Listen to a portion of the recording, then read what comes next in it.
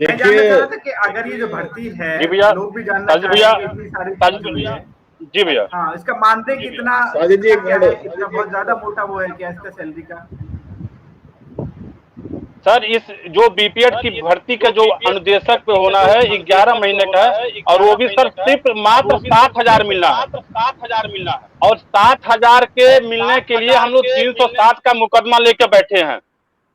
मिलना सिर्फ 60,000 है, और 60,000 सर अभी तक नहीं मिला, लेकिन 307 का मुकदमा लेकर बैठे हैं, 7 सीएलए लेकर धारा लेकर बैठे हैं।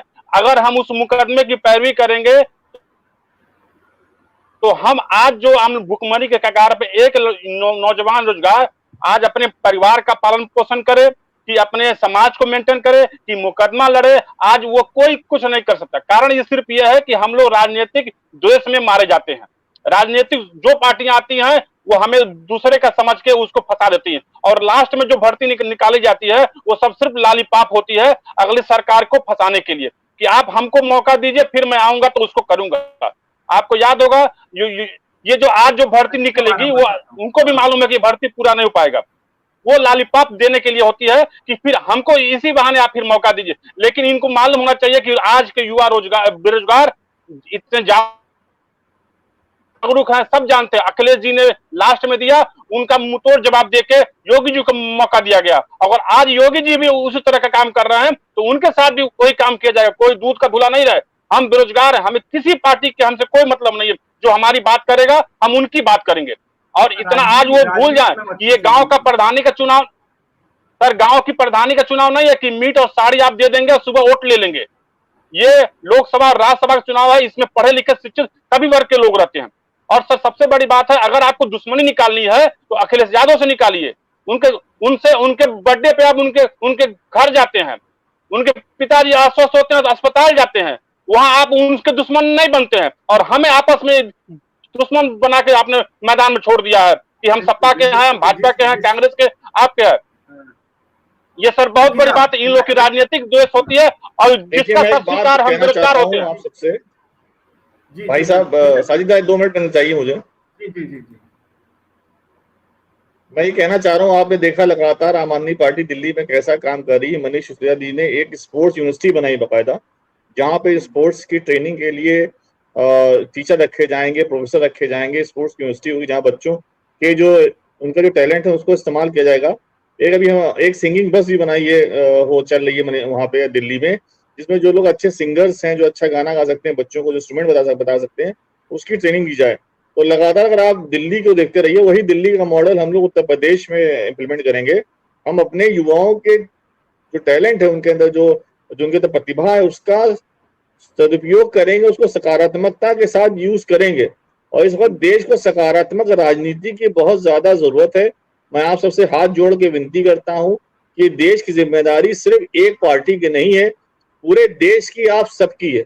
आप सब देखिए, समझिए और इसका हिस्सा बनिए, और ये परिवर्तन लेके आइए, चीजों को बदलिए, उनकी बात करिए जो आपकी बात करते हैं। सर हाँ, आपसे जो सर एक आपकी बात बात बोलना, आप करें, रोजगार की बात करें। हाँ बड़े भाई, आम पार्टी जी सर, आम पार्टी का जन्म मेरे सामने हुआ है। आम पार्टी बेरोजगार एक आम आदमी की पार्टी है। वो कोई जी उनका बैकग्राउंड कोई खानदानी राजनीतिक पार्टी नहीं है। हमने उनको देखा है मेरे सामने से अन्ना हजारे के बाद वो पार्टी उत्पन्न हुई है, और उत्पीड़न के बाद उस पार्टी का निर्माण हुआ है। जी तो जी, हमें बिल्कुल सही कह रहे हैं। हम हम लोग आपका आपके लिए, स्वागत है।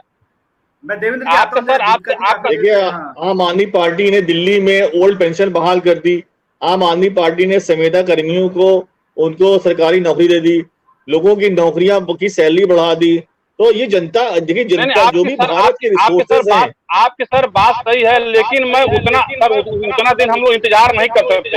आज 10 साल हो गया, 10 साल हो मैं गया, हाँ अब दस हमारा साल एज नहीं, छह निकल गया। महीने और मैं इंतजार कर लिए, 43 छह ईयर महीने का बाद सर हो गया। इलेक्शन है।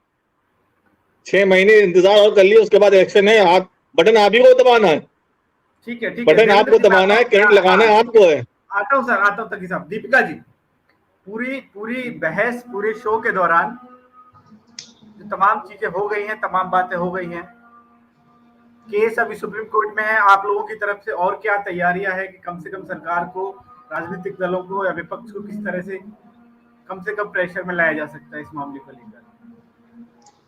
सर हम लोग तो अपनी ताकत पूरी लगा लिए हैं, सुप्रीम कोर्ट से बड़ा कोई कोर्ट नहीं है। वहां जाकर के भी आज बराबर की लड़ाई गवर्नमेंट हम लोगों से लड़ रही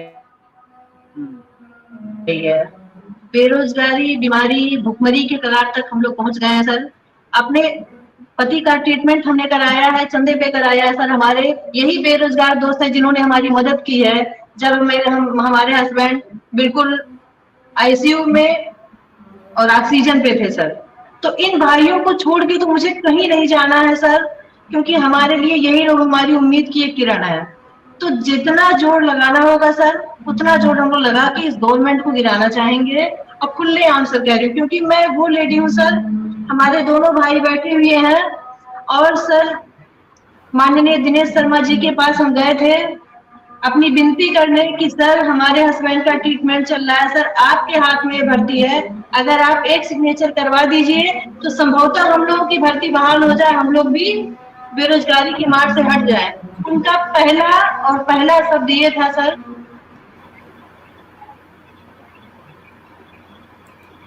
बोलिए बोलिए उनका बोलिए। उनका पहला शब्द यही था।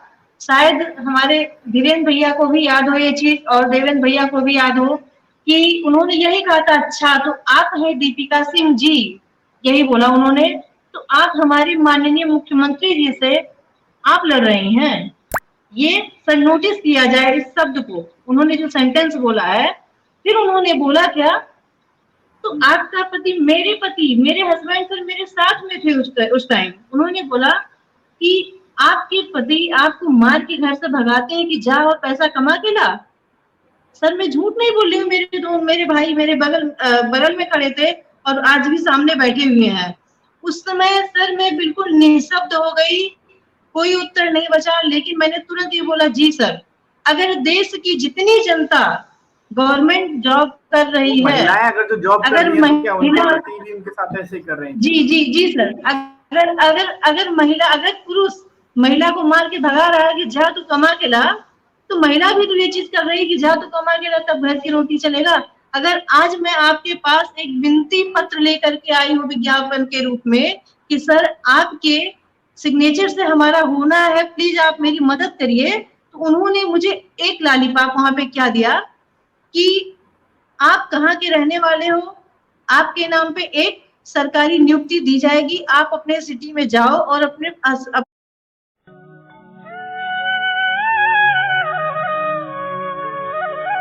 हस्बैंड का ट्रीटमेंट कराओ। सर आप बताइए, ये 32,022 हमारे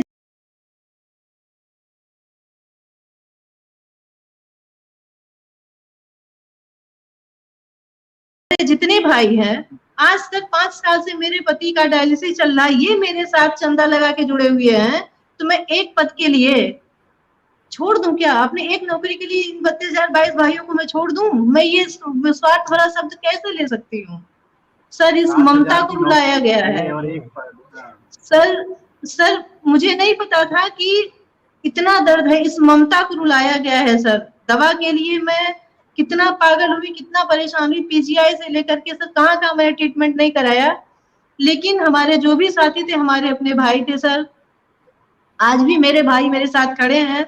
हस्बैंड की डेड बॉडी आई, मेरे सारे भाई मेरे घर पे आए, मुझे ऐसा लगता है कि हमारे में ताकत है सर, हम लड़ सकते हैं। तो इस गवर्नमेंट को सर गिराना ही गिराना है, इनके पास दर्द नाम की चीज है ही नहीं, क्योंकि दर्द उसको होता है सर जिसके कोई अपना होता है, इनके अपना कोई है ही नहीं, केवल राजनीतिक मुद्दा है सर। आप चाहे स्टेट गवर्नमेंट को देख लीजिए सर, चाहे आप केंद्र गवर्नमेंट को देख लीजिए, किसी के पास कोई अपना नहीं है जो अपने का दर्द समझे। लेकिन सर हमने दर्द समझा, हम अपने बच्चों को कैसे जिला रहे हैं, कैसे जी रहे हैं, ये भाई हमारे साथ कैसे खड़े हैं सर। जी मैं आपका दर्द समझ रहा हूँ, मैं आप परेशानी आपकी समझ रहा हूँ, और मैं आप सबसे कहना चाहता हूँ 2022 का जो चुनाव है, जो लड़ाई है, वो हर बेरोजगार की लड़ाई है। वो सिर्फ बीएड वालों की लड़ाई नहीं है, शिक्षा मित्रों की लड़ाई नहीं है, आंगनबाड़ी महिलाओं की लड़ाई नहीं है, रसोई की लड़ाई नहीं है, दरोगाओं की, सबकी हर परेशान पीड़ित व्यक्ति की लड़ाई है, पूरे प्रदेश की लड़ाई है। सब परेशान जो लोग रहे कोरोना के दौरान, उन सब की लड़ाई, और हमें उस लड़ाई को राजनीतिक तरीके से लड़ना है, और इस घमंडी सरकार को जो हटाना सत्ता से, ये हमें मन बना लेना है पूरी तरह से।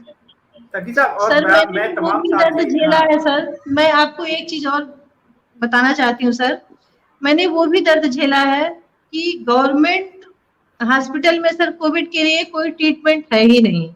मैंने अपने हस्बैंड को एडमिट कराया था क्योंकि